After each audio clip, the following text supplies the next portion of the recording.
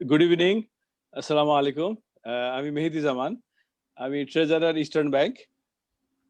Banking Sector Policy Support একটা group তার পক্ষ হয়ে আপনাদেরকে সবাইকে স্বাগত জানাচ্ছি। আজকের presentation asset back securitization in Bangladesh. এটি মূলত একেবারে আনকরা কোনো কনসেপ্ট না। আমাদের বাংলাদেশের ফাইন্যান্সিয়াল মার্কেটে এর আগে এটার কিছু ট্রানজাকশন হয়েছিল, কিন্তু পরবর্তীতে দীর্ঘদিন আমরা এখানে কোনো অ্যাক্টিভিটি দেখতে পাইনি। সো আমরা চিন্তা করলাম বিশেষত যারা ব্যাংকিং সেক্টর পলিসি সাপোর্ট এই গ্রুপটাকে ড্রাইভ করে নিয়ে যাচ্ছে, which is basically a bunch of very fresh and young minded finance and banking enthusiasts, তারা চেষ্টা করেছে with the support of lot of mentors to prepare a presentation যে asset back সিকিউরিটাইজেশন বাংলাদেশের কনটেক্সটে আমরা এখন কোথায় আছি এবং এটা কিভাবে সামনে নিয়ে যাওয়া যায়। সো মূলত আমাদের আজকের আয়োজনটার তিনটা পার্ট। প্রথম অংশে একটা প্রেজেন্টেশন আছে, তার পরবর্তীতে আমাদের বিজ্ঞ প্যানেলিস্ট ওনারা তাদের মতামত দেবেন, এবং সর্বশেষ আমরা যারা দেখছেন ফেসবুক লাইভে আপনারা তাদের যে প্রশ্ন থাকবে তারা আপনারা এই প্রশ্নগুলো আমাদেরকে করতে পারবেন, এবং আমরা সাধ্যমতো চেষ্টা করব অনুষ্ঠানের ভেতরে এটার উত্তর দেওয়ার জন্য। সো প্রথমে আমরা আমাদের যে প্যানেলিস্ট আছে তাদের সাথে আপনাদের একটু পরিচয় করে দিই। আজকের এই আয়োজনে প্যানেলিস্ট হিসেবে আমাদের সাথে আছেন ডক্টর আহসান এইচ মানসুর, উনি এক্সিকিউটিভ ডাইরেক্টর PRI এবং chairperson BRAC bank. Doctor Taufiq Ahmed Chowdhury, DG BASM এবং former DG BIBM। Mister Anis A Khan, vice president MCCI, former MD and CEO MTB, former chairman ABB. Mr. Syed Mahbubur Rahman, MD and CEO MTB and former chairman ABB. আমাদের সাথে আরো আছেন doctor Shah Ahsan Habib, professor BIBM। তো আমাদের যে panelist তারা আমাদের লাইফে কোনো না কোনো সময় তারা আমাদের শিক্ষকের ভূমিকায় ছিলেন, আমাদের বসের ভূমিকায় ছিলেন, আমাদের মেন্টরের ভূমিকায় ছিলেন। ব্যাংকিং সেক্টরটা সামনে কিভাবে এগিয়ে নিয়ে যাওয়া যায় এই বিষয়ে ওনারা সবসময় সচেষ্ট ছিলেন। তো আমরা এক্সট্রিমলি লাকি ওনাদেরকে পেয়েছি, ওনাদের সময় আমাদের সাথে ওনারা কিছুক্ষণ শেয়ার করেছেন। তো আমরা এবার আমাদের যে মূল প্রেজেন্টেশন সেখানে যেতে চাই। আমরা প্রেজেন্টার হিসেবে যাকে পেয়েছি তার নাম হচ্ছে সাদ কবির। উনি vice president structured finance eastern bank. উনি দীর্ঘ সময় প্রায় বছর 15 UK ফাইন্যান্সিয়াল মার্কেটে উনি দুটো ব্যাংক এবং ফাইন্যান্সিয়াল ইনস্টিটিউশনের সাথে ছিলেন, যেখানে প্যারালাল ফাইন্যান্সিং প্রোডাক্ট নিয়ে উনি ফার্স্ট হ্যান্ড এক্সপিরিয়েন্স। উনি ট্রেডার ছিলেন, উনি স্ট্রাকচারিং করেছেন, উনি ডিলার ছিলেন। সো প্রেজেন্টেশনটা উনি দেবেন। আপনাদের যে সকল প্রশ্ন থাকবে পরবর্তীতে আমরা সেগুলো উত্তর দিব। So mister Saad, would you kindly introduce yourself and start the presentation? Thank you very much. আসসালামু আলাইকুম, আমার নাম সাদ কবির। মেহদি আমাকে বলেছে এখানে যেহেতু অনেক ইংলিশ টার্ম আছে আমাকে ইংলিশেই এই প্রেজেন্টেশনটা দিতে, যাতে করে এটা ক্লিয়ার থাকে। So I started my banking career in 2006 in London. I used to work for JP Morgan for 6 years and then in Mediobanca.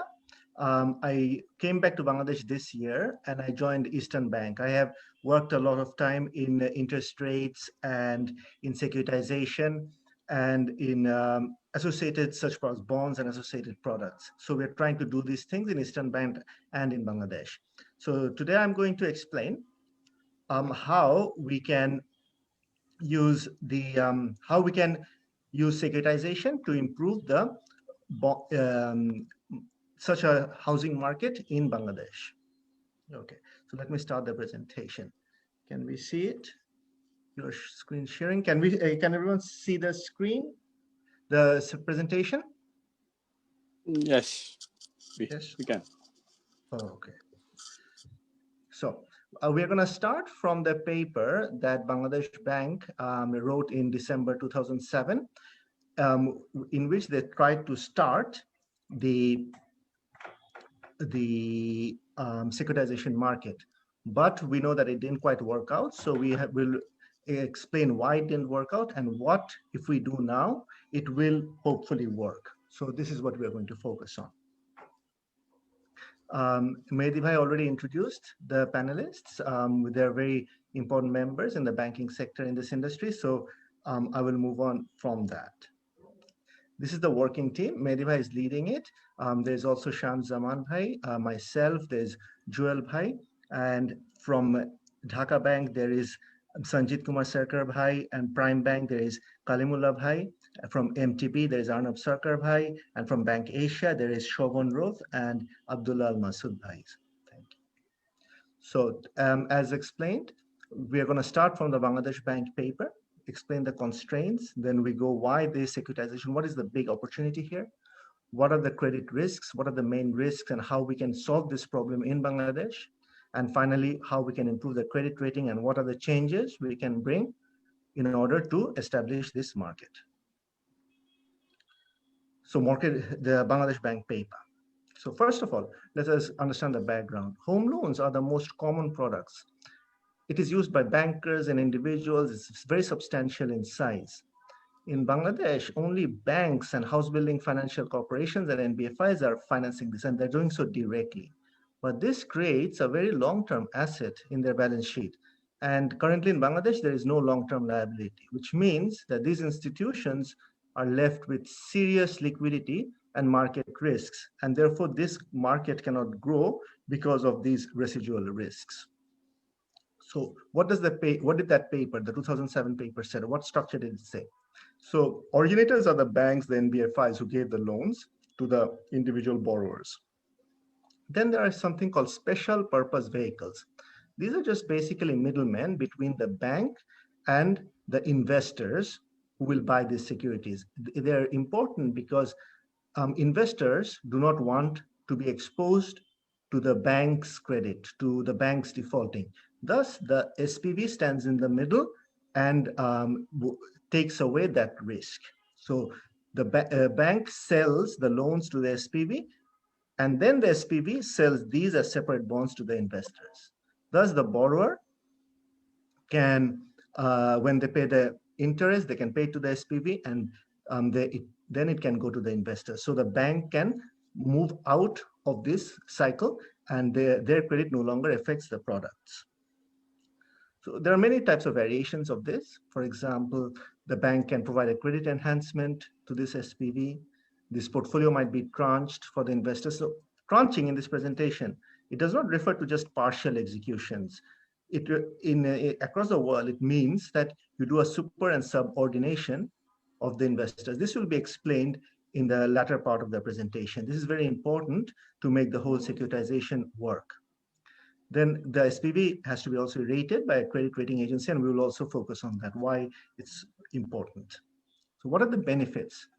First of all, the banks, which are currently providing all the financing, will now have an additional source of funding. This can be international investors, it can be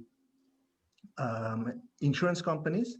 And for insurance companies, especially the life insurance companies, there's currently no other long-term paper. So they only rely on government bonds, unfortunately. So this will provide a very good opportunity. Also, the investors, they're now no longer will be exposed to the originator if they buy from the SPV, and the originator, the bank, can remove this asset from its balance sheet because this is very expensive. It takes 50% risk weighting for residential mortgages. Finally, the GDP growth will be more stable because NBFIs, which are providing these loans, rely on short-term financing, and this is very dangerous, as we saw in the Asian crisis of 1997. A new group of securities will also be made, which will be very attractive for international investors because they're very familiar with these securitized products. So let's explain then, if there are so many benefits, why it has not worked in Bangladesh. The main reason are property laws. So Bangladesh mainly follows the 1882 Property Act and the 1908 Bangladesh Registration Act. Under this, true sale is very difficult. The ability for the bank to remove the asset from their balance sheet, the loans from their balance sheet, it means that it has to be registered. And that is very expensive. It's prohibitively expensive. So it's one of the main reasons why securitization has not worked. There's also a moral hazard in asset selection because the banks know which loans are good and which aren't. But the investors who will buy these bonds, they don't know. This means that the investors then become less confident And therefore, this market, this has been seen previously in that couple of attempts that has been done in Bangladesh. There can be some mitigation by creating guidelines, like what can be more securitized, which mortgages cannot be. But it is not enough just to do that. That's why we'll see why tranching helps this side of the moral hazard problem as well. Finally, there is no current credit rating structure. In Bangladesh, there is not enough knowledge about the SPVs and how to evaluate such portfolios, especially which has tranching. And therefore, the regulators need to create guidelines for these scenarios, stress scenarios, normal scenarios, with which they will be able to explain, they will be able to correctly rate such products. This is very important for the investors. So why do we need this securitization? The most important thing is the GDP, because Bangladesh the current home loan mortgage market is only 47,000 crore. That's only 1.5% of the GDP. Just to give examples, India now has a penetration of more than 7%. Western countries where I worked has it over 30%. And it provides a very large impetus to increase GDP, because this creates for the middle class an asset with which they will be able to buy their homes. And given Bangladesh is a fast growing country, there's a lot of latent demand. So if we can create this market, this will significantly improve the GDP growth of this country. There's also the fact that the government savings certificate has recently been automated, which means that people are no longer able to buy more than 50 lakh taka. So a lot of high net worth individuals are looking for different investments so that they can place their money. There is also international investors. They're very familiar with these securities, these asset-backed securities. They're also very familiar with tranching. They're very interested in the senior part of the tranche, which I'll explain. And now that NITA accounts have been very well automated, they can take the capital interest from securities. So it has become, if we can create such a security, the international investors will definitely participate in this. So let's go to the main body of the presentation, and that explains what are the credit risks and how with tranching we can solve it so that it works in Bangladesh. So the primary risk in asset-backed security is the default risk of the borrower, followed by the low realization when you sell the asset. So the borrower defaults and then you sell his home and it's not worth as much as the loan is. This reduces the repayments to the SPV, and thus the investors might get coupon and capital losses. This is the main issue.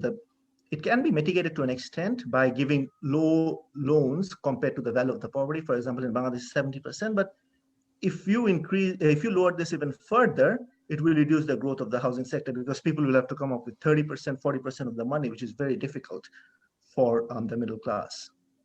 So the bank, one of the ways to reduce this credit risk is if the bank gives a credit guarantee.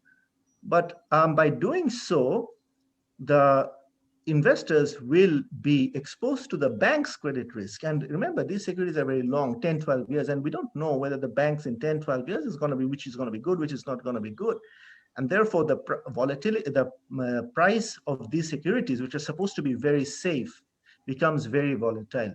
Therefore, it is not a very popular solution across the world for this market. So what is the most popular method in the world is tranching. So today I'm just going to give a very brief overview of tranching, because in my appendix A you can find a detailed understanding, the mathematical understanding of tranching, but I'm just going to give a very brief overview. We will go into another presentation later if there is demand and explain how this works. So over here, all the loans are put together, and then a percentage between 80 to 90% are grouped as senior bonds, and they are placed to senior investors at a low yield. The rest are bought by the junior investors. This is usually the bank itself or the NBI itself, and they are given a very high yield. Now, if there is any defaults, the junior bondholders take the initial hit. should be very noted that when I say 80 to 90%, no specific asset is put in either group. All the cash flows are grouped together, and then the senior bondholders are paid, and then the junior bondholders are paid. This reduces the risk for the senior bondholders. This is a form of subordination. A liquidity fund is also used. This help after the senior bondholders, that free cash flow goes to the liquidity fund, and these are used to pay the senior investors if there are significant defaults. Again, this helps in improving the credit quality of the senior bondholders, which again is 80 to 90% of the portfolio. While the senior bondholders have not matured, the junior bondholders only get a very low rate. After the expiry of the senior bond, all the remainder from the liquidity fund is then paid to the junior bondholders. Thus, they get a very high yield, 15, 16, 17%. This also means that the risk also stays with the junior investors. So for the junior bonds are risky instruments with high yield. Senior bonds are very safe instruments with low yield. So you're basically creating two very different securities with the same asset pool. And that's why this is so popular. So what are the benefits of tranching? So the junior bondholders absorbs all the defaults, about 10 to 15% of the defaults. And the senior bondholders then gain confidence because they're like, okay, my returns won't be affected by a significant amount of initial defaults. Now, the borrowers are not at all affected by this tranching. The borrowers have got the money from the bank. They don't know anything about this. This is only on the investor side. The senior securities can then be sold to international investment because this is a very high quality paper. These are senior paper, so no initial defaults affected. Secondly, they're asset backed. So after a few years, because of inflation, they become quite strong quality as well. So these senior securities are very popular for international investment. It can also be used by insurance companies because they have long-term liabilities, and these are perfect assets for long-term life insurance companies. There are more benefits as well. For example, the high net worth individuals, which I mentioned, cannot buy the government securities that much anymore. They want high returns, and they're also willing to take high risks. So the junior bonds are very good instruments for them. And finally, the GDP growth I mentioned, this tranching allows you to give money, a lot of loans to lot of small loans to a lot of people because the risk is distributed across the bondholders. This means that the GDP growth is substantially increased because middle class and lower middle class people can also buy their homes because of the increase in the market. Again, Bangladesh only has 1.5% currently of GDP in this securitization market. India has more than 7 now. Again, so if any of you are interested in the tranching, you can look at the Appendix A, and if regulators and NBR is interested in it, we will create another presentation for it, to detail tranching in detail, because this is what's going to make it work in Bangladesh. What are the challenges? First of all, it is more complex than just vanilla securitization, which has been attempted a couple of times in Bangladesh. This means that the set of guidelines that is needed for rating, especially credit rating, has to be expanded. The insurance companies and the international investors, they also have to be made aware of this. It's a kind of an education procedure. One risk that stays with the bondholder is prepayment. What happens if people prepay early? This is not a call option. For example, the bank or the trustee cannot just say, okay, I'm going to call this bond. The prepayment is done only according to the amount that the borrowers prepay on this portfolio. So let's go to the what is one of the requirements: credit rating. The primary reason for securitization is that the senior bond holders can take confidence in buying the senior bond portfolio at a lower yield.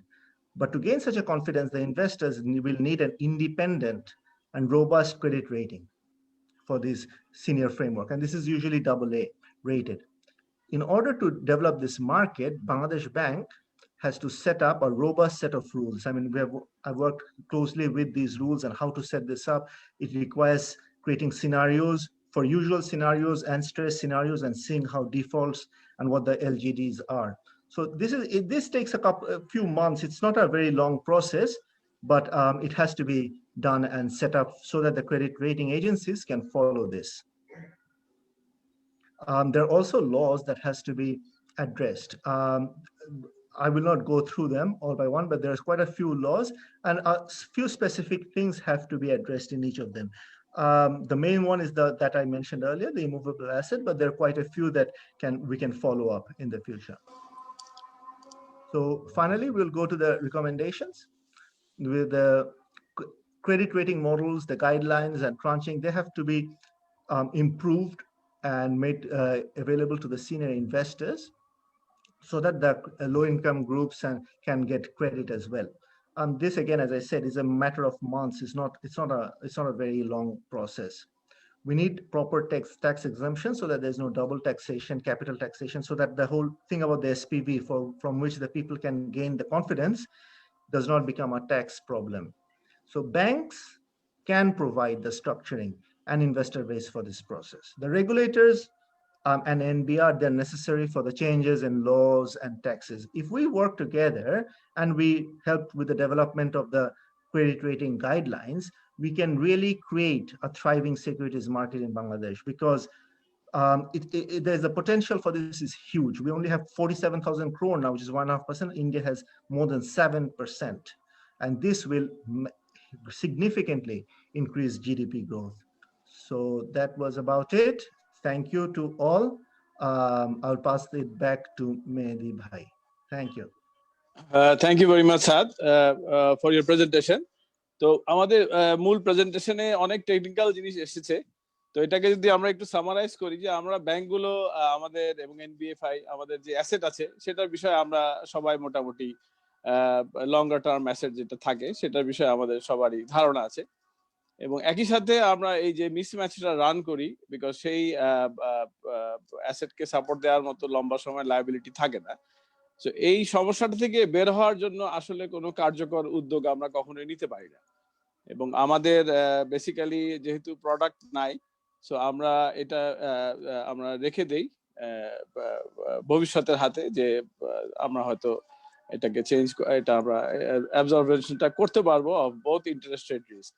But liquidity রিস্কের ক্ষেত্রে যেটা হয়, যে ব্যাংকগুলোর ক্ষেত্রে আমাদের কোনো প্রকার কোনো ইনস্ট্রুমেন্ট না থাকায় শুধুমাত্র আমরা রিপারচেস করতে পারি আমাদের গভর্নমেন্ট সিকিউরিটি।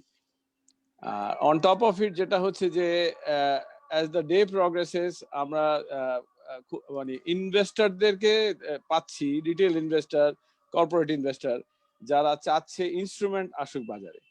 এখন ইনস্ট্রুমেন্ট বাজারে ব্যাংক যখন নিয়ে আসবে সেটা সবচেয়ে বেশি আপনার গ্রহণযোগ্য হবে। এবং এই গ্রহণযোগ্যতা একই সাথে এটা both side of the other side of the coin, bank চাইলে তো ফাউল প্লে করতে পারে। তার যে অ্যাসেটের কোয়ালিটি ভালো না সেটাকে সে সিকিউরিটাইজ করলো, এবং পরবর্তীতে ইনভেস্টররা কিছুদিন পরে যখন টের পেলো যে এটা আসলে এটার আন্ডারলাইং অ্যাসেটের যে কোয়ালিটি, হ্যাঁ, সেটা তার প্রিন্সিপাল ফেরত দেবে না। তো এই সমস্যাগুলো যখন ক্রিয়েট হবে, এটা মূলত প্রথম সমস্যা আমাদের লিকুইডিটির মিসম্যাচ যেটা, সেটা সমাধান আসবে। দ্বিতীয়ত হচ্ছে যে যদি আমরা এসপিভি এবং ট্রাস্টির মাধ্যমে জিনিসটাকে আনতে পারি থ্রু প্রপার রেটিং এজেন্সি, তাহলে ইনভেস্টররা প্রাইমারিলি একটা সাহস পাবে ইনভেস্ট করার জন্য। আর থার্ড হচ্ছে যে ব্যাংক চাইলে ইনভেস্টরদের সাথে তার যে আন্ডারলাইং অ্যাসেট পোর্টফোলিও আছে সেটাকে অর্থাৎ যেটা লো ইল্ডিং কিংবা যার ক্রেডিট রিস্ক বেশি সেটাকে সিকিউরিটাইজ করা থেকে সে বিরত থাকবে যদি আমরা প্রপারলি ট্রান্সিংটা করতে পারি। সো এইটা আমার মনে হয় যে আমরা আজকে যদি ডিসকাশন শুরু করি, probably down the line in some near future আমরা হয়তো দেখবো যে ব্যাংকগুলো আমরা সিকিউরিটাইজেশন করতে পারছি। সো এই আশা নিয়ে আসলে আমাদের এই আয়োজনটা। তো আমাদের যে বিজ্ঞ প্যানেলিস্ট আছে, আমি তাদের কাছে যাব এই প্রেজেন্টেশন এবং এই পুরো বিষয়টা নিয়ে একটা মতামত দেওয়ার জন্য। তো আমরা কোনো অর্ডার ফলো করব না। সো আমরা আমাদের মূলত আমি এমবিএম এর ছাত্র, আমি আমাদের former DG doctor Taufiq Ahmed চৌধুরীকে বলবো যে আপনি স্যার যদি একটু শুরু করেন প্যানেল ডিসকাশনটা স্যার, তাহলে আমরা এটা বাকিদের আস্তে আস্তে আমরা সবাইকে ইনক্লুড করতে পারবো। Thank you very much. Okay, so thank you very much, Mehdi, Zaman, for giving me the floor. আমি তো ভেবেছিলাম ফার্স্ট প্রথমে হয়তো আনিস ভাই বা হাসান মনসুর স্যার ওরা ফ্লোর পাবে, সেজন্য। আচ্ছা, anyway, so asset securitization, the way Mr. Shah has presented, is really very very interesting এবং খুবই ভালো লাগলো। ইনফ্যাক্ট আমরা তো এমনিতে পড়াই, তো এর ভিতরে যে টেকনিক্যাল ব্যাপারগুলো এগুলো, এই যে সাদ যেটা আনলো থ্রো ট্রেঞ্চিং যেটা কিভাবে করবে, এবং এগুলো ছাড়াও the benefits what he has শোন, এটা ছাড়াও কিন্তু আরো অনেকগুলো বেনিফিটের কথা বলা যায়। যেমন আমরা অ্যাসেট সিকিউরিটাইজেশন, যদিও মেহেদি একটু টেকনিক্যালি বলেছে যে লিকুইডিটি আমাদের মিসম্যাচ হবে না, আমরা যেটা বলছি যে প্রথম থেকে এটা আমরা বেশ কিছুদিন যাবত বলছি যে asset securitization can also be a very good source of fund on the part of a bank. কারণ আমি এই মানে ব্যাপারটাকে এভাবে দেখি যে এখন ব্যাংকের সংখ্যা আমাদের অনেক বেড়ে গেছে। আগে 7-8টা ব্যাংক ছিল, এখন 7টা ব্যাংক এবং প্রায় 30-40টার মতো non bank financial institution, but আমাদের সোর্সেস অফ ফান্ড কিন্তু তেমনি ডেভেলপ করেনি। তো this asset securitization can be very good source of fund. এবং অ্যাসেট সিকিউরিটাইজেশন এমনিতে লিটারেচারও বলা হয়, এটা শুধু রিস্ক ম্যানেজমেন্টের জন্য না, এটা একটা সোর্স অফ ফান্ড হিসেবে এটা ব্যবহার করা যায়। কারণ আমার যখনই ফান্ডের প্রয়োজন, I can sell some of my loan, I can sell some of my asset to raise fund. সুতরাং it is also very good source of fund on the part of a bank or on the part of the financial institution. Okay. এবং শুধু তাই না, আমি যে একটু যে শুনছিলাম যে অ্যাসেট সিকিউরিটাইজেশন, এবং asset securitization is a source of income also on the part of the bank. কারণ এখানে ব্যাংকাররা যে এটা শুধুমাত্র সোর্স অফ ফান্ড হিসেবে ব্যবহার করে না, ব্যাংকাররা এটা তো এই লোনটা যে সার্ভিসিং করবে, সার্ভিসিং এর জন্য কিন্তু ব্যাংকাররা চার্জ করে, এবং that will constitute also a very very good source of income on the part of the bank. আচ্ছা, আচ্ছা, তো এগুলো ছাড়াও স্যার সবগুলো প্রবলেমের কথাই বলেছে ভেরি নাইসলি। আমার কাছে আরেকটা যেটা বড় আরেকটা প্রবলেমের কথা মনে হয়, সেটা হচ্ছে যে আমাদের এই ক্যাপিটাল মার্কেটে যে মার্কেট ইন্টারমিডিয়েট ইনফ্রাস্ট্রাকচারটা, যেমন ট্রাস্টি, তারপরে আমাদের এই যে আন্ডাররাইটার, তারপরে এই সমস্ত জিনিসগুলো কিন্তু আমাদের বা ক্রেডিট রেটিং ইনফ্রাস্ট্রাকচারের কথা তো সাদ নিজেই বলেছে, এইগুলো কিন্তু খুব প্রপারলি ডেভেলপ করে নাই। এবং এটাও কিন্তু একটা বড় রিস্ক আমাদের এনে, কারণ এর থেকে অ্যাসেট সিকিউরিটাইজেশন থেকে যে শুধু ব্যাংকাররা লাভবান হবে তা না, এখান থেকে কিন্তু সিকিউরিটি মার্কেট সবচেয়ে বেশি লাভবান হবে। কারণ বাংলাদেশের সিকিউরিটি মার্কেটে সবচেয়ে বড় একটা বড় প্রবলেম হচ্ছে তাদের মানে ল্যাক অফ সাপ্লাই।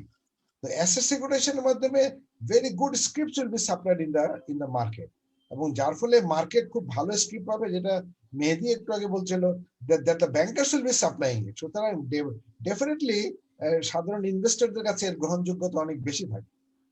তো এই সবকিছু মিলিয়ে asset securitization is a very আমি কি বলবো যে এটা this should be very lucrative product on the part of the financial market of this country.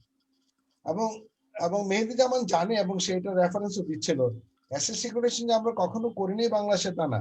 একসময় কিন্তু আইডিএলসি শুরু করেছিল বিএসআরএস, বাংলাদেশ শিল্প ঋণ সংস্থা, একবার কি 1 শট বা 2 শট দুইটা এরকম প্রোগ্রাম করেছিল, তারপরে কিন্তু এটা বন্ধ হয়ে যায়। কেন হয়ে যায় সেগুলো সম্বন্ধে কিন্তু একটু জানতে হবে আমাদেরকে, তাই না? এবং সেটা জেনে ওই অবজেক্টিভ কন্ডিশন গুলো আমাদেরকে ক্রিয়েট করতে হবে। একেবারে এই মুহূর্তে একদম সাদ যেভাবে অঙ্ক করে দেখালো, আমাদের এত বড় বড় অঙ্ক এখন লোকজনকে দেখাতে গেলে কিন্তু লোকজন একটু ভয় পাবে। প্রথমত সিম্পলি এই কনসেপ্টটা, এটা যে ইটস এ গুড কনসেপ্ট, এবং এর রাস্তায় যে সমস্ত আইনগত প্রবলেম গুলো আছে, যেটা সাদ দেখালো, এই যে প্রপার্টি অ্যাক্টের কথা বা অন্যান্য অ্যাক্টের কথা, এগুলো কোথায় কোথায় প্রবলেম হয় সেগুলো আইডেন্টিফাই করতে হবে, এবং সেগুলো কিভাবে ওভারকাম করতে হবে, কি ধরনের লবিং গুলো করতে হবে, কাকে করতে হবে, এবিবি করবে, সরাসরি অন্যরা কেউ করবে, এইগুলো সম্বন্ধে কিন্তু আমাদের আগের থেকে একটু ডিসিশন করে নেওয়া উচিত। তবে যাই হোক, আমার কাছে প্রেজেন্টেশনটা খুবই ভালো লেগেছে, এবং এইখান থেকে ধরেই কিন্তু আমরা সামনে এগোতে পারি, কারণ asset securitization can give us a lot of hope on the part of the source of fund as well as the use of fund. এবং সাদ যেটা বললো যে ইন্স্যুরেন্স কোম্পানি, দেখেন বাংলাদেশ ইন্স্যুরেন্স কোম্পানিটা ওরা যা ফান্ড মোবিলাইজ করে, সিম্পলি এরা আইদার গভর্নমেন্ট বন্ড পারচেজ করে অথবা ব্যাংকে ডিপোজিট রাখে। সো এই সমস্ত জায়গায় ওরা ফান্ড গুলো ব্যবহার করতে পারে, তাই না? ওদের পোর্টফোলিও ম্যানেজমেন্ট আরো ইমপ্রুভ করা উচিত। Asset securitization is a very good source for them. তো সবকিছু মিলে আমার কাছে প্রেজেন্টেশনটা খুব ভালো লেগেছে। এটা আমাদের অবজেক্টিভ সিচুয়েশন অনুযায়ী এটাকে আরো ইমপ্রুভ করা যাবে, এবং এটা ধরে আমরা ভবিষ্যতে আরো আরো আমরা বেশ এগোতে পারবো। এবং এই প্রেজেন্টেশনটা সেন্ট্রাল ব্যাংক, তারপরে সিকিউরিটিজ এন্ড এক্সচেঞ্জ কমিশন, তাদের সামনেও দেওয়ার ব্যবস্থা করতে হবে, যাতে করে সবাই এটা রিয়েলাইজ করতে পারে যে এটা আমরা দিয়ে এটা আমাদের একটা খুবই একটা মানে আমি এটাতে চ্যালেঞ্জ কিন্তু অতটা না।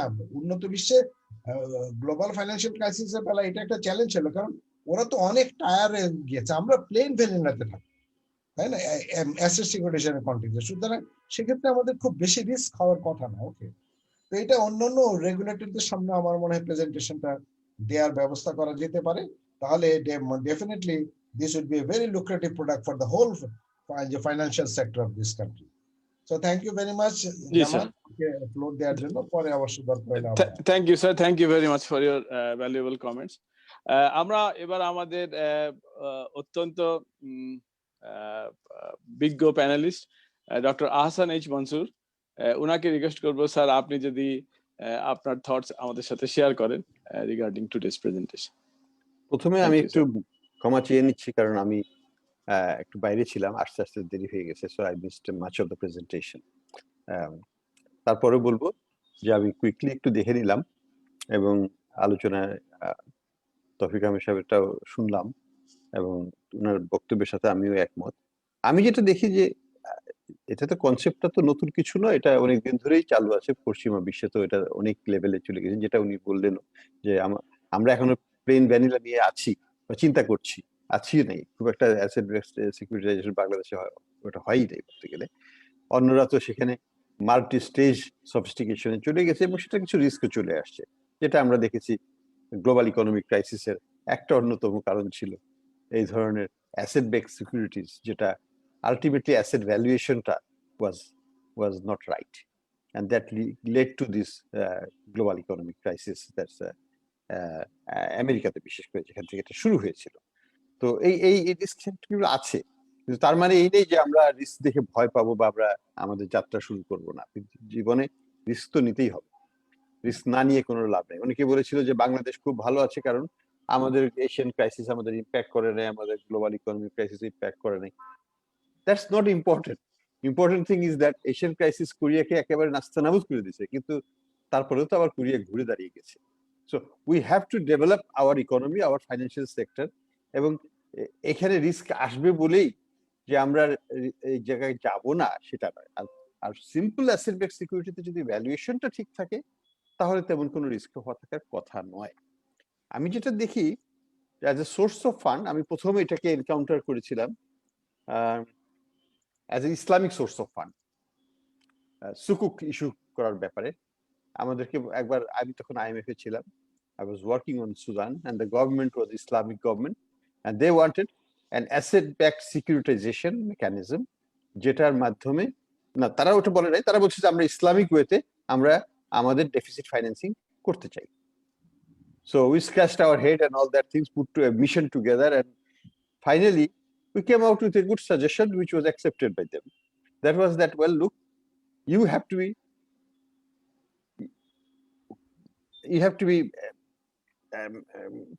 your assets must be identified beforehand, valuation must be done properly, and the flow of stream from those assets have to be assessed like in any other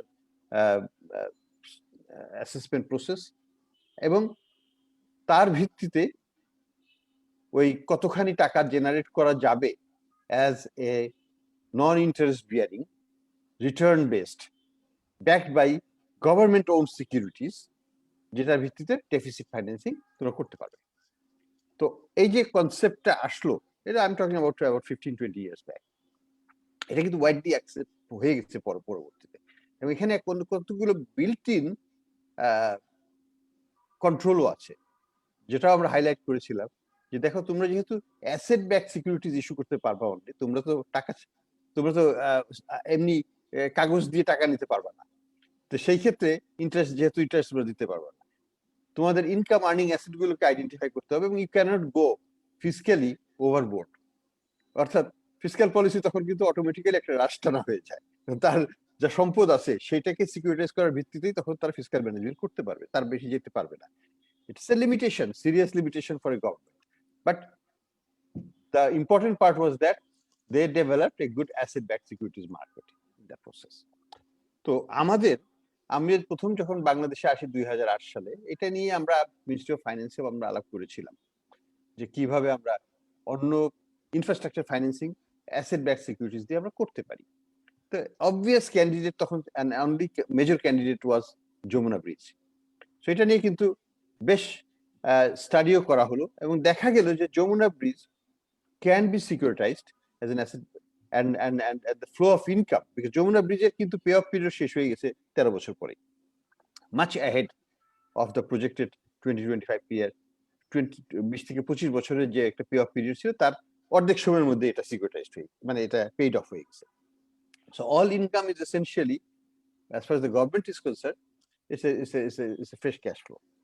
So we toyed with the idea and even put forward that a part of the bridge can also be funded through this securitized income and so on.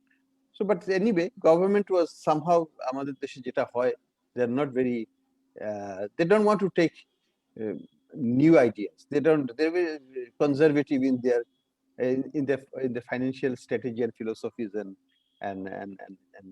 don't want to take something that is not known to them, is well established in their mind. So they did not do it. But issue remains. Government has a lot of assets, some of them, and now that we will be having major mega projects, and some of those can easily have good income sources, and those can be securitized to create an alternate source of income for an income stream that যেটা পরে আসবে। আমার Padma bridge আমাকে return হয়তো 40 বছর পর্যন্ত দিবে, কিন্তু I can securitize it now and get a lot of cash from the private sector, even international investors as well. So that is the opportunity that is brought forward by this asset-backed securities system, যেটা আমরা কিন্তু একেবারেই explore করি নাই এখন পর্যন্ত। And I think we are having a number of important assets যেগুলো আমরা একটু ইনোভেটিভ ওয়েতে চিন্তা করলে we can bring forward the value, future income stream at discounted present value to today and start a new project with that. So সেই creative থিঙ্কিংটা কিন্তু আমরা এখনো কাজে লাগাইনি। আর যে জিনিসটা বলা হয়েছিল যে আমাদের তো সিকিউরিটি মার্কেটই আসলে ডেভেলপ করে নাই, এবং এইসব কারণেই করে নাই, কারণ সরকার খুবই সনাতনী পদ্ধতিতে ফিসক্যাল ম্যানেজমেন্ট করে। এক নম্বর, সেখানে কোনো ইল্ড কার্ভ ডেভেলপ করে নাই গভর্নমেন্ট এখন পর্যন্ত। দ্বিতীয় হচ্ছে যে লং টার্ম কোনো বন্ডই তারা ইস্যু করে না বলতে গেলে। যেগুলো করা হয়েছিল 30 বছরের বা 25 বছরের, সেগুলো কিন্তু এখন আউট অফ সার্কুলেশন, মিনস ব্যাংকগুলো ওটা কিনে সুন্দরভাবে তাদের ভোল্টে রেখে দিয়েছে, আর এটা নিয়ে কোনো ট্রেডিং নাই। তো লং টার্ম বন্ডগুলো ট্রেডও হয় না। আমাদের যদি সত্যি বন্ড মার্কেট ডেভেলপ করতে হয়, we have to think about the securities market, including the asset-backed securities market, very with lot of interest and lot of importance. এর বাইরে আমি যেটা বলবো যে আমাদের এই সিকিউরিটি মার্কেটের ডেভেলপমেন্টের এগেইনস্টে, এটা আমরা সবাই জানি যে বর্তমানে সঞ্চয়পত্রের যে সিস্টেমটা আছে সেটা কিন্তু একটা বিগ ডিটারেন্ট হিসেবে কাজ করে, এবং এটা আগামীতেও করবে। এই মার্কেটটা যেহেতু রয়ে গেছে একটা হিউজ মার্কেট, ট্রিলিয়ন্স অফ টাকা ইজ স্টাক ইন এই মার্কেটে, যেটা নন ট্রেডেবল মার্কেট এই সঞ্চয়পত্রের। ফলে এই মার্কেটটা থেকে কিন্তু কোনো বেনিফিট আমাদের ফাইন্যান্সিয়াল সেক্টর পাচ্ছে না। It's rather A drag on the financial system. তো আমরা যদি সত্যি financial market, bond market, securities market, asset back securities market, এগুলোকে ডেভেলপ করতে চাই, ওইদিকে যেতে হবে। ফাইনালি আমি বলবো, আমাদের হাউজিং মার্কেটটা এখন পর্যন্ত, হাউজিং লোন মার্কেটটা এখন পর্যন্ত একেবারেই ডেভেলপ করে নাই, এবং এটাকে ডেভেলপ না করতে পারলে housing as the real estate as the number 1 sector in the economy, যেটা হতে পারতো বা হবে আগামীতে, সেটা কিন্তু আমরা সহজে অ্যাচিভ করতে পারবো না। আমাদের দেশে এখনো সেই 10 বছর 15 বছরের লোন, তাও হাউস বিল্ডিং ফাইন্যান্স কর্পোরেশন বা আমাদের যে ডেল্টা ব্র্যাক টাইপের অর্গানাইজেশন গুলো কিছু দিয়ে আসছে, but those are very small amount, প্রয়োজনের তুলনায় অনেক কম। এবং এই মার্কেটটাকে যদি আমরা সত্যি সত্যি ডেভেলপ করতে পারতাম, তাহলে কিন্তু আমাদের রিয়েল এস্টেট মার্কেট বা হাউজিং মার্কেটটাকে আমরা একটা অন্য পর্যায়ে নিয়ে যেতে পারতাম, হোম ওনারশিপকে আমরা একটা অন্য পর্যায়ে নিয়ে যেতে পারতাম। এখন ইন্টারেস্ট রেটটা কমে এসছে, এখন যদি এটাকে আমরা ব্যবহার করি লোয়ার ইন্টারেস্ট রেট এনভায়রনমেন্টে, এবং এখানে যদি আমরা অ্যাসেট ব্যাক সিকিউরিটিজ যেগুলো, এই যেমন আমি বলি আমাদের এই সাপোজ যে ইনস্ট্রুমেন্ট গুলো করা হয়েছে, যে লোন পোর্টফোলিও গুলো করা হয়েছে, সেগুলোকে যদি আমরা প্রপারলি ভ্যালু করে, ফ্রেডি মে যেটা করে, তারা সেটাকে এক ধরনের গভর্নমেন্ট গ্যারান্টির মাধ্যমে সেটাকে সিকিউরিটাইজ করে দেয়, এক ধরনের কোয়াজাই গভর্নমেন্ট গ্যারান্টির মাধ্যমে। সেই সিকিউরিটাইজেশন করলে পরে কিন্তু তখন আমরা প্রচুর ভাবে ফাইন্যান্সিয়াল সেক্টরকে অনেক অনেক কিছু দিতে পারতাম, কিন্তু সেটা আমরা পারছি না। এবং এটার মূলে কিন্তু গভর্নমেন্টের, আমি বলবো যে ব্যাংক বন্ড মার্কেট নিয়ে একটা উদাসীনতা, এবং একটা অনেক দীর্ঘদিনের উদাসীনতা সেখানে আছে, যে কারণে এই সুযোগগুলো আমরা হারাচ্ছি। এবং এইগুলোকে যদি আমরা ব্যবহার করতে না পারি, তাহলে long term financing including asset back securities market, এগুলো কিন্তু ডেভেলপ করবে না। কাজেই এটাকে বৃহত্তর কনটেক্সটে দেখতে হবে। It's a part of A bigger problem, part of A bigger prospect as well, কিন্তু এটা করতে হবে। এই বিষয়ে আমি আমাদের যে ইয়াঙ্গার গ্রুপ যারা এটা আলোচনা করছে, তাদেরকে অবশ্যই ধন্যবাদ দেব যে দিস ইম্পর্টেন্ট ইস্যু, এটাকে নিয়ে আলোচনা করার দরকার আছে, এটাকে সাইডে সরিয়ে রাখা উচিত নয়। এবং কিভাবে এটাকে আরো পরিবর্তিত করে আমাদের আইন কানুনগুলোকে একটু স্ট্রিমলাইন করে একটা সহযোগী ভূমিকা যাতে তারা রাখতে পারে আমাদের rules and regulations, security exchange commission আর Bangladesh bank and others institutions, সেইভাবে যদি একটা স্ট্র্যাটেজি ডেভেলপ করা যায়, including ministry of finance, because long term yield curve ছাড়া কিন্তু এই মার্কেটকে ডেভেলপ করা যাবে না। We need a benchmark, so without that benchmarking it will be difficult. So এই বেঞ্চমার্কটাও আমাদের নাই। তো we are far away from a real corporate and government bond market and asset-backed securities. Asset-backed securities এর government side আছে, private side আছে। তো প্রথমে তো গভর্নমেন্ট সাইডটাকে আমাকে ডেভেলপ করতে হবে। Unless the government gives the leadership, private sector কিন্তু সেখানে সেইভাবে সাকসেসফুল হতে পারবে না। তো আমি আশা করব যে এই বিষয়ে সরকারের মধ্যে যেসব প্রতিষ্ঠান এটা নিয়ে আলোচনা, মানে যাদের ইনভলভমেন্ট আছে, security exchange commission, Bangladesh bank, আমাদের ফাইন্যান্সের মধ্যে যে ব্যাংকিং ডিভিশন আছে, তারা সবাই মিলে এটাকে নিয়ে চিন্তা করতে হবে। এবং এই জিনিসটাকে পুরো বন্ড মার্কেটের কনটেক্সটেই asset back security and financing of the government budget deficit issue, এটাকে নিয়ে আসতে হবে। এটা একটা ইনস্ট্রুমেন্ট। শুধুমাত্র আমরা যে এই সঞ্চয়পত্র দিয়ে টাকা তুলবো, ওয়ার্ল্ড ব্যাংক, এডিবি বা অন্যান্য অর্গানাইজেশন থেকে টাকা নেব, এই সনাতনী মনোভাব থেকে যেন আমরা একটু বের হয়ে আসতে পারি। আমরা এখনো পর্যন্ত, দুঃখের বিষয় যে আমরা এখনো পর্যন্ত private capital market, international private capital market, আমরা কোনো সভরেন বন্ডও ইস্যু করিনি, বাংলাদেশের বন্ডের রেটিংও নাই কেন। তো এই কারণ আমরা কোনো বন্ড ইস্যুই করিনি এখন পর্যন্ত। এই যে দ্বিধা সরকারের মধ্যে, এই দ্বিধাটা কিন্তু আমাদের মার্কেট ডেভেলপমেন্টের জন্য, ওভারঅল মার্কেট ডেভেলপমেন্টের জন্য, ইন পার্টিকুলার বন্ড মার্কেট ডেভেলপমেন্টের জন্য খুবই ক্ষতিকর। আমি আর কিছু বলবো না, ধন্যবাদ সুযোগ দেওয়ার জন্য। Thank you very much sir. আমরা আপনার কাছ থেকে অনেকগুলো এক্সপিরিয়েন্স শেয়ার করেছেন স্যার আমাদের সাথে। Thank you very much once again sir. So আমরা এগুলো সব নোট করে রাখছি স্যার। আমরা ইনশাআল্লাহ এটা সামনে যাতে নিয়ে যাওয়া যায় স্যার, হয়তো আবার আপনার দ্বারস্থ হব স্যার, আপনাদের সেই সুযোগ আপনারা করে দিয়েছেন, আরো করে দিবেন ইনশাআল্লাহ। তো স্যার আমাদের এখন এই পর্যায়ে আমরা প্যানেলিস্ট থেকে আমরা মিস্টার আনিসে খান স্যার, আপনাকে অনুরোধ জানাচ্ছি। ভিউয়ার্স আপনারা জেনে সুখী হবেন যে উনি সরাসরি ফার্স্ট হ্যান্ড এক্সপিরিয়েন্স আছে বাংলাদেশের মার্কেটে সিকিউরিটাইজেশন নিয়ে। সো আমরা সেই গল্পটা শুনবো, সেই সাথে ওনার মতামত আজকের এই আয়োজনটি। Thank you sir. ধন্যবাদ মেহেদি জামান। আসসালামু আলাইকুম, শুভ সন্ধ্যা সুপ্রিয় দর্শক মণ্ডলী এবং আমার বিজ্ঞ প্যানেলিস্ট ভাইয়েরা।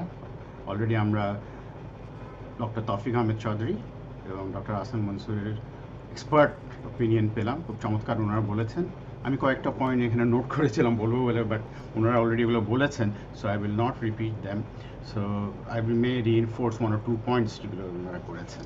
তো প্রথমে আমি বলি যে my compliments to BSPS for organizing this much needed seminar. আপনারা আমাদের দেশে হয়তো নাই, যারা ডক্টর আহসান মনসুর সাহেব বললেন এটা বাংলাদেশে নেই, বাট অ্যাওয়ারনেস বাড়াবার জন্য আপনারা যে কাজ করছেন, দিস ইজ ফ্যান্টাস্টিক। এটা হলো একটা, যেটা রেগুলেটরি লেভেলে, গভর্নমেন্ট লেভেলে, পাবলিক লেভেলে এটার ভালো একটা ডিসিমিনেশন হওয়া উচিত যে আপনারা এগুলো নিয়ে কাজ করছেন। সেকেন্ডলি, আমাদের যে এই গ্রুপে যারা ভাই বোন আছেন, ব্যাংকাররা যারা middle levels, higher middle level যারা কাজ করছেন, তাদের জন্য এটা খুব ইম্পর্টেন্ট, কারণ তারা আরও ব্যাংকিং সিস্টেমে থেকে যাবেন আর অনেক বছর, এবং ভবিষ্যৎ is very bright for Bangladesh. সবাই যেরকম জানে, based on our macro economic indicators that we have got. So on that basis আমি এখন হিস্ট্রিতে যাব। সেটা হলো যে আমি 2003 সাল থেকে 2009 সাল পর্যন্ত আইডিএলসিতে কাজ করেছিলাম। তো আমি ওখানে জয়েন করার আগে মিড 90s-এ সৈয়দ মাহবুবুর রহমান, আমার উত্তরসূরি মিউচুয়াল ট্রাস্ট ব্যাংকের যিনি প্যানেলে আছেন, উনিও ছিলেন আইডিএলসিতে। তো উনিও জানেন যে চমৎকার এটা একটা অর্গানাইজেশন বাংলাদেশে। ইভেন আজকেও আমি ব্যালেন্স শিট পড়াটা আমার জন্য একটা hobby, banks and non banks সবসময় পড়ি আমি। তো আমি এখনও দেখছি যে আইডিএলসির balance sheet remains one of the strongest. আর তখন আমি আইল গো ব্যাক টু হিস্ট্রি, যে প্রথম দিকে যেটা আমার কাজ হয়েছিল, I remember BRAC CDM Savar একটা ইন্টারন্যাশনাল রিজিওনাল সেমিনার হয়েছিল on bond market, on secondary market develop করার জন্য। অনেক এক্সপার্ট এসেছিল ফ্রম দি দেন IMF, আমাদের ডক্টর আহসান মনসুর সাহেবের the then employer, and then many other experts came from across the world, অনেক জায়গা থেকে আসছেন। এবং I remember doctor mister Ahsan Siddiqui, he made a presentation, I made a presentation, অনেক দিন আগের কথা, 16 বছর আগে। তার ওই প্রেজেন্টেশন আমি কোথাও আছে, এখন খুঁজে পাচ্ছি না। I would really like to share it as an antique piece. এবং আমরা মনে আছে জনাব সাইফুর রহমান সাহেব তখন ছিলেন অর্থমন্ত্রী, উনিও এসেছিলেন ওখানে। উনি অনেক সুন্দর সুন্দর কথা বলেছিলেন that he will help develop the secondary bond market. আর জিয়া হোসেন সিদ্দিকী সাহেব ডেপুটি গভর্নর থাকা অবস্থায় অনেক চেষ্টা করেছিলেন সেকেন্ডারি মার্কেটটা ডেভেলপ করার জন্য, আরও অনেকগুলো ট্রেনিং করেছিলেন, আমি ইনভলভ ছিলাম ওগুলোতে, but they came to not. যেটা বলেছেন ডক্টর আহসান মনসুর সাহেব, it went off, it petered off, I don't know why it petered off. পরবর্তীতে IMF আসলো এবং অনেকগুলো মিটিং করলো through the IFC in Bangladesh. IFC they engage with the private sector, as you know, and somehow IDLC, তারপরে BRAC Bank, and a few other organizations have been the darling boys of IFC. A lot of support আসছে from IFC. আমি থাকা অবস্থায় I was the beneficiary, আমি না মানে IDLC, but I helped that. I was sort of the recipient in disseminating that support in many ways. তার একটাই ছিল যে ABS করবে বাংলাদেশে।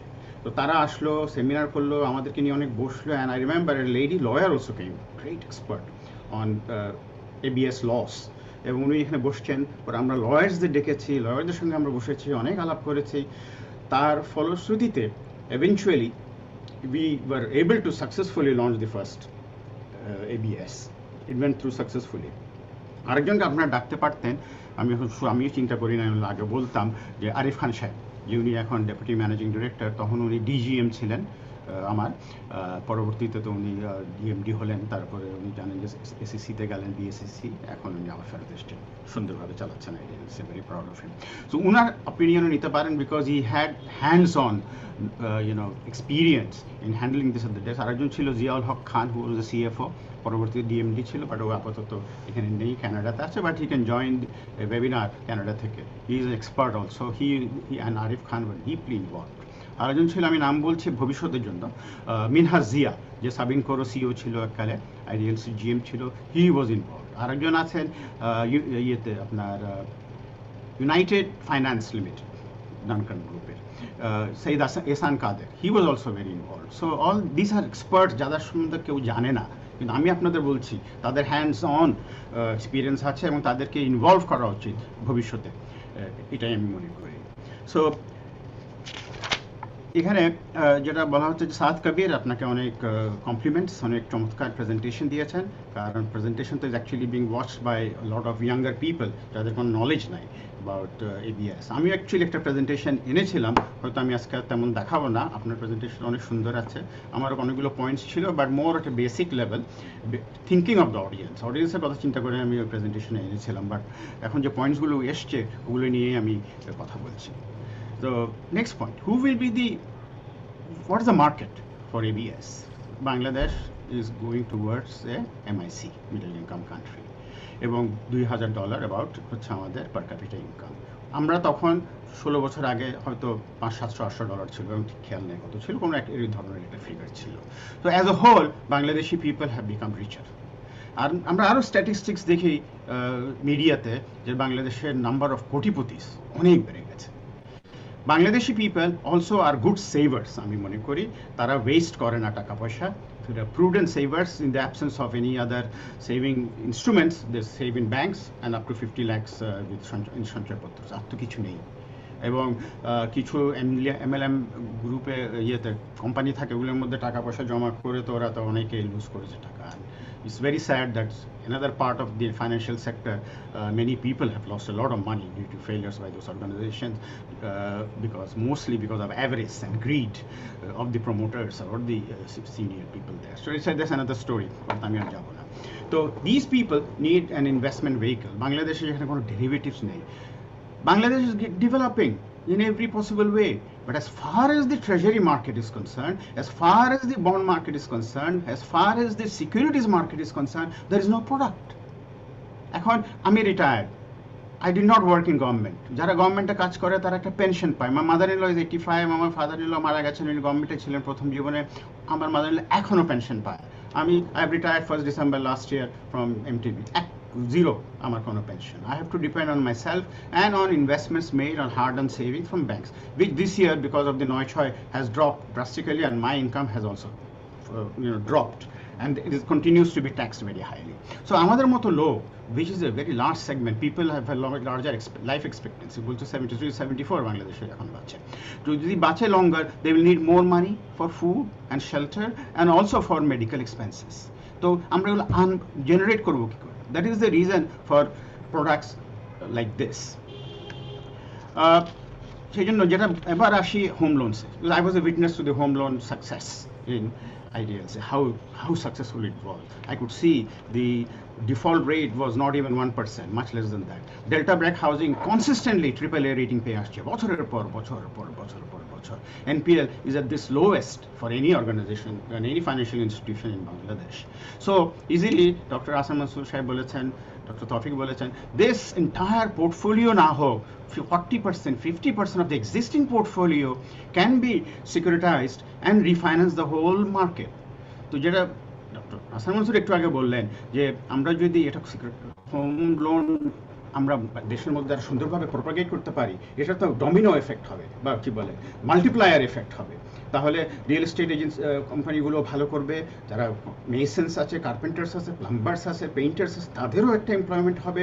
আর আপনাদের মতো লোকজন অনেকে ভাড়া করে বাসায় থাকেন, অনেক বেশিরভাগ লোকই ভাড়া করে থাকেন, কারও নিজের অ্যাপার্টমেন্ট খুব কম আছে। So you are actually throwing the money into the ocean and giving the money every month to your landlord. But if you are able to get a mortgage in your first life, it's short month, cheap নেবেন, উত্তরার দূরে থাকবেন, ওখান থেকে কষ্ট করে আসবেন, সামনে মেট্রো রেল হবে, কত কিছু হবে, হচ্ছে। তো আপনারা আসবেন, you will save that money, and then you can buy your own apartment and grow in equity, যেটা অস্ট্রেলিয়াতে, আমেরিকাতে, ইউরোপে সব পিপল এন্টারিং দ্য ওয়ার্কফোর্স করতে পারে, আমাদের দেশে করতে পারে না। সেই জন্য আপনাদের এই আজকের ডিসকাশন থেকে developing the home loan market with the drop in interest rates to 9.6 and the drop in the cost of fund which I'm seeing nowadays, you can actually afford to give home loans to more people at a much আমার কাছে একটা খুব সুন্দর স্লাইডও ছিল এটার উপরে, at a much lower rate and কি বলে at much lower risk, সেটা আমি মনে করি। আমার পয়েন্ট এখানে ছিল যেটা ডক্টর মনসুর সাহেব বললেন, সেটা হলো যে অ্যাবাউট দি ইনফ্রাস্ট্রাকচার রেভলিউশন যেটা চলছে under the leadership of dynamic prime minister is fantastic. আমাদের দেশে পুরো ল্যান্ডস্কেপ সব কিছু চেঞ্জ হয়ে যাচ্ছে। So this Jamuna Bridge, Podda Bridge, Metro Rail, power stations, Potenga Tunnel, government taka bolche je always deficit. They give a budget and they only collect 68%, 72% যেটা ওরা target নেয়, বাকিটা ব্যাংক থেকে ডেফিসিট ফাইন্যান্সিং করে। তো bank থেকেও যখন নেয়, এখন না এক্সেস লিকুইডিটি আছে ব্যাংকে। I was chairman at one time of primary dealers, মাত্র নতুন ইলেক্টেড হয়েছেন ভাইস চেয়ারম্যান মাহবুব সাহেব। তো আমি তখন ক্লোজ হ্যান্ড দেখতাম যে how we suffered treasury losses. এখানে মেহেদি সাহেব আপনিই জানেন ভালো করে।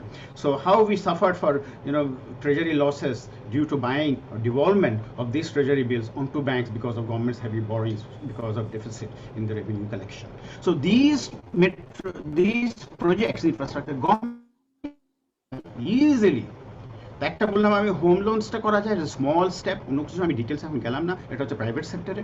আর একটা হলো এটা করে then you can refinance and bring in liquidity at lower rate and also give people an alternative investment for vehicle people যারা করতে চায় এগুলো। তো and also government can refinance itself. So আমি মনে হয় আমি এই পর্যায়ে অনেক কিছু বলেছি, আমি এই পর্যায়ে এখানে থামবো। যদি আমার কিছু বলার থাকে due to some other points arising or if somebody asks me a question, I will be pleased to answer. Thank you all for your very patient hearing. Thank you, sir. Thank you very much for this all these wonderful insights. We are truly extravagant to learn all these things from you on the first hand. এখন আমরা আমাদের আরেকজন বিজ্ঞ panelist Syed Mahbur Rahman sir আপনার কাছে আসছি। আপনি kindly যদি আজকের এই আয়োজনের উপরে আপনার প্যানেল বক্তব্য কিছু দেন, we would be glad enough. Thank you, sir. Thank you very much. Thank you BSPS এরকম একটা অ্যারেঞ্জমেন্ট করার জন্য। আমি এর আগে একবার এসেছিলাম। It's quite interesting. করে MBM যারা আছেন, আপনারা যেটা কাজটা করছেন, I think that is also praiseworthy, কারণ এখানে অনেক কিছু শিখছে যারা নিউরা যারা আসছে, যারা ব্যাংকে জয়েন করছে বা যারা এই ফিল্ডে কাজ করতে চাচ্ছে, হয়তো জানছে না, কিন্তু এই সমস্ত সেমিনার বা এই সমস্ত ওয়েবিনার যা করছি এতে কিন্তু হেল্প করছে। ডেফিনেটলি একটা ডিফারেন্ট লার্নিং হচ্ছে, which is very good for the industry. কারণ এন্ড অফ দ্য ডে আমাদের ইন্ডাস্ট্রিতে ভালো লোক না থাকে, ইন্ডাস্ট্রি ভালোভাবে চলবে না। So we need people to run the industry. অনেকগুলো ব্যাংক হয়ে গেছে, 61 ব্যাংকস, যেটা স্ট্রাগল করছিলেন তহিক ভাই নাম্বারটা নিয়ে। আসলে আমাদের এখন 61টা ব্যাংক। So definitely আমাদের যদি 61টা ব্যাংক চালাতে হয়, we need people. So these sort of seminars, webinars can really help in terms of enriching the knowledge of the people. Now coming very specific to this thing, ABF Securities, Mehdi, আমি যেটা বলতে যাচ্ছি যে আমি একটা সময় involve ছিলাম সিকিউরিটাইজেশন নিয়ে। 2006 সালে সিটি ব্যাংক যখন করেছিল the largest micro credit, first ever micro credit securitization. It was, I think, if I remember, it was $180 million. এটা ছিল over a period of 6 years, every 6 months $15 million করে এটা হবে, এবং with a maturity of 1 year. এবং ওখানে city group ছিল, FMO ছিল, কেএফডব্লিউ ছিল, আর একটা বোধহয় কোন গ্রুপ ছিল। So it was done like that. So basically what happen, bracket balance sheet থেকে চলে গেল, ব্র্যাকের লিকুইডিটি আসছে, এবং ব্র্যাকের ডিফারেন্ট সোর্স পেল তার ফান্ডিং এর জন্য। আর ইট ওয়াজ ভেরি ভেরি, এটা কিন্তু অনেকগুলো অ্যাওয়ার্ডও পেয়েছিল এটা এই সিকিউরিটিজেশন করতে গিয়ে।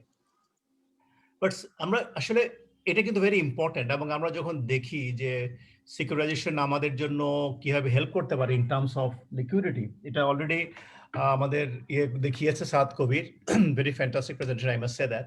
হয়তো আমরা অত ট্রাঞ্চিং করলে হয়তো করা যাবে না, বাট প্রয়োজন আছে, প্রয়োজন ডেফিনেটলি আছে। এখন মুশকিল হচ্ছে যে আমরা যদি দেখি যেটা কথা আসছে, আসলে আমাদের লিকুইডিটি অ্যাসেট লায়াবিলিটি গ্যাপ কিন্তু হিউজ গ্যাপ আছে, সেখানে কিন্তু ডেফিনেটলি হেল্প করতে পারে। আমরা যদি দেখি যে 2008-এ যখন গ্লোবাল মেলডাউন হয়েছিল, কেন হয়েছিল? আসলে এই সমস্ত পোর্টফোলিও ঠিক মতো রেটেড হয় নাই। এটা হলে হয়তো ওরকম হতো না। এখন যে কথা বারবার আসে রেটিং এর ব্যাপার, শুধু not only guidelines, if you look the rating agencies, আমাদের বাংলাদেশের রেটিং এজেন্সিগুলো অনেকগুলো রেটিং এজেন্সি আছে, এবং এই রেটিং এজেন্সিগুলোর ক্রেডিবিলিটি কেমন এন্ড ক্যাপাবিলিটি কেমন। আমরা যদি শ্রীলঙ্কাও দেখি, শ্রীলঙ্কা যদি রেটিং, ওদের they have number of rating agencies, international rating agencies, যেগুলি কিন্তু ওদের দেশে ওদের অফিস আছে, কিন্তু আমাদের দেশে কিন্তু তেমন কোনো ইন্টারন্যাশনাল রেটিং এজেন্সি নেই। এবং আমাদের রেটিং এজেন্সির ক্রেডিবিলিটি নিয়েও there are questions, people raise questions as well. So যেখানে আমি একটা পোর্টফোলিওকে আমি বেসিক্যালি ইস্যু করছি, I am looking for investors, সেখানে যে পোর্টফোলিও নিচ্ছে সেই পোর্টফোলিও রেটিং ঠিক মতো না হয়, তাহলে কিন্তু হলো না। সবচেয়ে সেটা দ্যাট ইজ ভেরি ইম্পর্টেন্ট, যে গাইডলাইনগুলো ঠিক করা, এবং আমাদের রেটিং এজেন্সিগুলো, সেখানে যদি আমরা রেটিং এজেন্সির কোয়ালিটি ইমপ্রুভ না করতে পারি, তাহলে কিন্তু হবে। কারণ আমরা দেখতে পাচ্ছি যে বিভিন্ন সময় যে আজকাল অডিট, গত কয়েকদিন আগে বাংলাদেশ ব্যাংক 35 জন অডিটরকে ডিলিস্টিং করলো, if I remember the number 35। তো এরকম রেটিং এজেন্সি কিন্তু এরকম অনেক আছে যেগুলো also need to look at, যে কতগুলো রেটিং এজেন্সির আসলে আমাদের লাইসেন্স বাতিল করা উচিত, সেটা বিসেক নিড টু লুক এট। তো আমি যদি, এটা যে ফান্ডামেন্টাল জিনিস, সেটা যদি আবার না হয় তাহলে হবে না। আরেকটা হচ্ছে যে আমাদের যে আমরা যেহেতু আমাদের ব্যাংকগুলো মূলত কিন্তু এখানে নাই, এটা খুললে কিন্তু অনেক সময় অনেক ব্যাংক ইমিডিয়েট প্রফিট বুক করতে পারে, ঠিক আছে, আমি সাথে সাথে এটা চার্ন আউট যদি কন্টিনিউয়াস করা যায়, তাহলে কিন্তু দেখা যাবে যে bank will be coming or be willing to get into this home loan business. দেখা যাচ্ছে হোম লোন বিজনেসটা মোস্টলি 2-3টা কোম্পানি এনবিএফআই করে, আর ব্যাংকের মধ্যে 2-1টা ব্যাংক, বিশেষ করে আমরা অফলেট দেখেছি আইএফআইসি ব্যাংকে খুব এগ্রেসিভলি হোম লোনটা করতে, কিন্তু অন্যান্য ব্যাংক কিন্তু যাচ্ছে, কিন্তু they are going slowly. At the same time there is also limitation, যেটা আপনারা জানেন যে আপনার টোটাল অ্যাসেটের 10% বেশি আপনি হোম লোন করতে পারবেন না, সেখানে কিছু একটা লিমিটিং ফ্যাক্টর আছে, ইফ আই রিমেম্বার কারেক্টলি। আমাদের এখানে কিন্তু হোম লোনটাকে আরো আমাদের আরো ইয়ে করতে হবে, জনপ্রিয় করতে হবে। আমরা কিন্তু যে লো ইনকাম হোম লোন গুলা কিন্তু করছি না। আমরা সবাই কিন্তু ঢাকা মোস্টলি, খুব বেশি হলে চিটাগং, এর বাইরেও কিন্তু যাচ্ছি না। সো ওইখানে কিন্তু অ্যাসেসমেন্টের ব্যাপারগুলো আসে। আমাদের যেটা একটু আগে বললে যে আমাদের কোয়ালিটি, আমাদের যে প্রপার্টি, যে আপনার যে ভ্যালুয়েশন, যেটা at the same time also the rules they are prevailing, এগুলি কিন্তু আর নট হেল্পিং এট অল। এখন যেটা করতে হচ্ছে যে এখন কি করতে হবে, গভর্নমেন্টকে কিন্তু ডিটেইল গাইডলাইন ফর্মুলেট করতে হবে। আমরা তো কথা বলছি অনেক কিছুই, কিন্তু guideline for asset and mortgage securitization, এটা করতে গেলে government needs to come forward to make it detail one, so that যে ডেট সিকিউরিটি যেগুলো আছে এগুলোকে লুক্রেটিভ করতে হবে ফর দ্য প্রসপেক্টিভ ইনভেস্টর। আপনারা জানেন যে আমাদের একটা গাইডলাইন আছে অ্যাসেট ব্যাক সিকিউরিটিজ রুল, যেটা 2004, যেটা বিসেক ফর্মুলেট করেছিল, এবং আরেকটা এসছে বোধহয় বাংলাদেশ ব্যাংকের on mortgage back securities in 2007। এগুলো অলসো আপডেটেড, তাই না? এগুলো যদি আপডেটেড না করে তাহলে কিন্তু আমার কাজ হবে না। আরেকটা হচ্ছে ইনভেস্টরের জন্য আমি কি নিয়ে আসতেছি, আমি যদি কোনো ট্যাক্স এক্সাম্পশন নিয়ে আসতে পারি, এটা কিন্তু will definitely help in terms of bringing investors. So tax exemption is also important. আরেকটা যেটা হচ্ছে যে আমরা যদি এনলিস্টমেন্টটা করা যায়, which is also important for, আপনি যদি কোনো কুইক বেরোতে চান, সো এনলিস্টমেন্টটাও যদি করা, আমরা যদি দিকে পুশ করতে পারি স্টক এক্সচেঞ্জে সে এনলিস্টমেন্টের জন্য, তাহলে কিন্তু also I think it will help us a lot. So এখানে আরেকটা যেটা হচ্ছে যে আমরা যদি মনে করি শুধুমাত্র SPB, originator, trustee, credit trading agency, এরা শুধু হলে হবে না। এটা আমি একটু আগে বললাম, আমাদের সিকিউরিটিজ কমিশন বা সেন্ট্রাল ব্যাংক, এনবিআর, এদেরকে সবাইকে কিন্তু আমাদের এখানে নিয়ে আসতে হবে। এদের জাস্ট মানে এরা হচ্ছে আমাদের স্টেক হোল্ডার, কিন্তু ভেরি ইম্পর্টেন্ট স্টেক হোল্ডার। তো আমি যদি ওনাদেরকে না আনতে পারি, যত আমরা ডিসকাশন করি না কেন, এগুলো কিন্তু লাভ হবে না। আমি হয়তো আজকে মনসুর ভাই অনেক কথা বলতে পারবে, তহিফ ভাই বলতে পারবে, আনিস ভাই বলবেন, কিন্তু আলটিমেটলি যদি আমার স্টেক হোল্ডারকে ইনসিঙ্ক না করতে পারি, এটা একটু আগে মনসুর ভাই বললেন যে সভরেন বন্ড, আজকে শ্রীলঙ্কা যখন যুদ্ধ হচ্ছিল, আমি তো সিটি ব্যাংকে কাজ করি, 2003-4 সালে দেখি, ইফ আই রিমেম্বার কারেক্টলি, তারা কিন্তু সভরেন বন্ড ইস্যু করে ফেলেছিল। এই যুদ্ধ বিগ্রহ চলছে একটা দেশে, তখন কিন্তু, আর আমরা আমাদের দেশে, আমরা যদি বলি রেটিং ওয়াইজ আমরা কিন্তু বেটার দেন শ্রীলঙ্কা, কিন্তু আমরা আজ পর্যন্ত কিন্তু একটা বন্ড ইস্যু করতে পারি নাই, এবার $500 মিলিয়ন করতে পারি না। সো গভর্নমেন্টকে also need to be open to the new ideas. Otherwise যদি আমরা এগুলো না করতে পারি, না হয় কি, আমরা মিডল ইনকাম গ্রুপ হতে চাচ্ছি, আমাদের যদি প্রোডাক্টগুলোকে আমরা যদি আপডেটেড না করতে, সে মানডেন, সে টিআর, এলসি, এই short term deposit, short term loan নিয়ে খেলতে থাকি, এটা কিন্তু is not going to help us. আজকে আমাদের এনপিএল এর one of the main reasons কিন্তু এই শর্ট টার্ম লং টার্ম কারণে কিন্তু হয়েছে, এই গ্যাপটার কিন্তু হয়েছে। So I think is very very important. I think presentation speaks everything. এখানে আমি অ্যাটলিস্ট আমি মনে করি উইথ ভেরি লিমিটেড নলেজ, খুব বেশি কিছু কন্ট্রিবিউট করার নাই, but I admit the fact this is very very important for the banks to get aggressive into this. কেন আপনি যেটা বললেন যে আমার টোটাল পপুলেশনের বা জিডিপির 1.5% is only into home loan, এটাকে বাড়াতেই হবে। আর মানুষের কিন্তু one of the basic needs as per masters hierarchy of law is বাসা, একটা হাউজিং। সেটা যদি করতে হয়, আসলে আমাদেরকে ব্যাংকগুলোকে আগায় আসতে হবে। কিন্তু যদি আজকে যদি অ্যাসেট ব্যাক সিকিউরিটিজ হতো, হোম লোন সিকিউরিটিজ করতে পারতো, তাহলে ব্যাংকগুলো যদি কুইক চার্ন আউট করতে পারতো, তাহলে কিন্তু ব্যাংকগুলো কিন্তু আরো এগ্রেসিভলি এই ফিল্ডে আসতো। ধন্যবাদ। Thank you Mahbub sir. Thank you very much for this your kind deliberation. আমরা অনেক কিছু জানতে পারলাম। তো আমাদের এই পর্যায়ে আমাদের সর্বশেষ প্যানেলিস্ট আমাদের সবার প্রিয় আহসান হাবিব স্যার, উনি যদি ওনার থট শেয়ার করেন।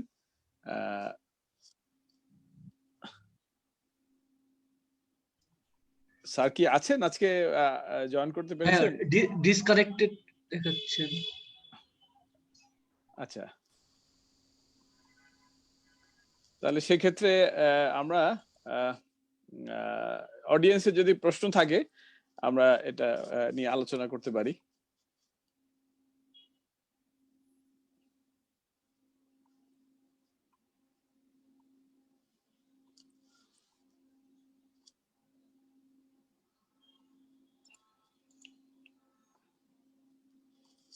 অডিয়েন্সে কি কোনো প্রশ্ন এসেছে প্যানেলিস্ট কিংবা প্রেজেন্টারের কাছে?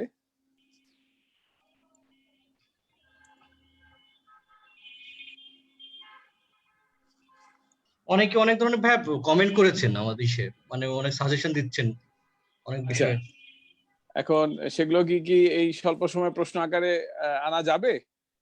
যদি যায় তাহলে আমরা সেটা চেষ্টা করতে পারি, কিংবা সেখান থেকে দুই একটা অ্যাড্রেস করা যেতে পারে। এখানে একজন বলেছেন হাউস বিল্ডিং ফাইন্যান্সকে সামনে এগিয়ে নিয়ে আসতে হবে, মর্গেজ ব্যাক সিকিউরিটাইজেশনের উপর জোর দিয়েছেন। আচ্ছা, তারপরে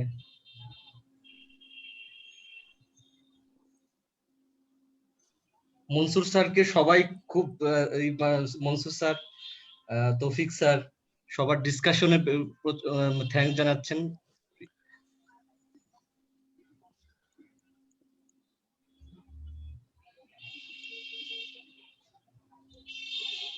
আমরা আসলে যে কমেন্টস গুলো পাচ্ছি সেগুলো আসলে প্রশ্নতে এখনো পরিণত হতে পারে নাই, কারণ এটা আসলে আমাদের প্রতিদিনকার ব্যাংকিং কিংবা আমাদের ফাইন্যান্সিং এর অ্যাক্টিভিটির সাথে জড়িত না, যেহেতু এটার থট প্রসেস অনেকের কাছে ইনফ্যান্সি আদার দেন আমাদের প্যানেল মেম্বারদের, যারা সরাসরি কোনো না কোনো সময় তাদের ক্যারিয়ারে এটার সাথে যুক্ত ছিলেন। সো আমি মনে করি আমরা লেটস ওয়েট এন্ড আমরা আমাদের এই আয়োজনটা কিংবা উদ্যোগটাকে আমরা আরো সামনে নিয়ে এগিয়ে নিয়ে যাই। প্রবাবলি হয়তো আমরা যদি ডিমান্ড থাকে আমরা ট্রাঞ্চিং এবং আরো এটা ফার্দার একটা ডিসকাশন আয়োজন করব, এবং হয়তো একটা পেপার আকারে, এবং চাইলে আমরা আমাদের রেগুলেটর যারা অন্তত এমবিএম মেম্বার আছেন, এমবিএম থেকে যারা পাশ করেছেন, আমাদের যারা রেগুলেশন বিভিন্ন জায়গায় রেগুলেটর হিসেবে আছেন, তাদেরকে নিয়ে আমরা হয়তো আরেকটা আলোচনার আয়োজন করব। আজকে আমরা অত্যন্ত আনন্দিত, আমাদের বিজ্ঞ প্যানেলিস্ট তাদের এই সময় দিয়েছেন আমাদের সাথে, for the fresh and young minds, যারা সামনে আমাদের জন্য আরো অনেক আয়োজন করার বিষয়ে যারা শক্তি পাবে, যারা স্ট্রেংথ পাবে। সো আমি মনে হয় যে এই পর্যায়ে আসলে আজকে এই ডিসকাশন কিংবা প্রেজেন্টেশন আর লিঙ্গার করার আমাদের আপাতত তেমন কোনো সুযোগ নেই, যেহেতু স্পেসিফিক কোয়েশ্চেন্স পাচ্ছি না, আমরা শুধু কমেন্টস পাচ্ছি। So hopefully sir, thank you very much once again sir, আপনাদের সবাইকে আন্তরিক ধন্যবাদ আমাদেরকে সাহায্য করার জন্য। ভবিষ্যতে স্যার আপনারা আমাদের পাশে থাকবেন, আপনাদের দোয়া এবং আপনাদের স্নেহ এই দুটোই আমাদের পাশেও, এই বলে আমি স্যার শেষ করছি। Thank you very much sir. সবাইকে ইংরেজি নববর্ষ শুভেচ্ছা, happy new year. Thank you very much, thank you সবাইকে, আনিস ভাই থ্যাংক ইউ। খুদা হাফেজ। ওকে, খুদা হাফেজ।